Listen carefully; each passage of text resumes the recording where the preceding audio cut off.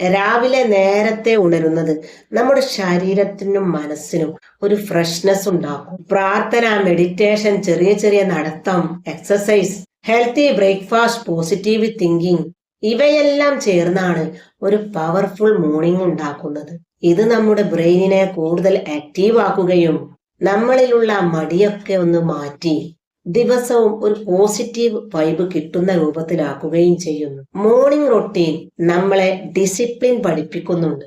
കാരണം സക്സസ് എന്നത് ഒരു ദിവസം കൊണ്ടുണ്ടാവുന്നതല്ല, ഡെയിലി പ്രാക്ടീസിലൂടെയാണ് അത് നമ്മൾ ഉണ്ടാക്കിയെടുക്കേണ്ടത്. എല്ലാ രാവിലെയും ഒരേ കൺസിസ്റ്റൻസിയിൽ ചെറിയ നല്ല കാര്യങ്ങൾ ചെയ്യുമ്പോൾ അത് നമ്മുടെ ക്യാരക്ടറിനെ തന്നെ മാറ്റുന്നു. ഇത് സെൽഫ് റെസ്പെക്ട് കൂട്ടുന്നു. എനിക്കെന്റെ ജീവിതം കൺട്രോൾ ചെയ്യാൻ കഴിയും എന്നൊരു ഫീലിംഗ് നമ്മുടെ ഉള്ളിൽ ഉണ്ടാവുന്നു.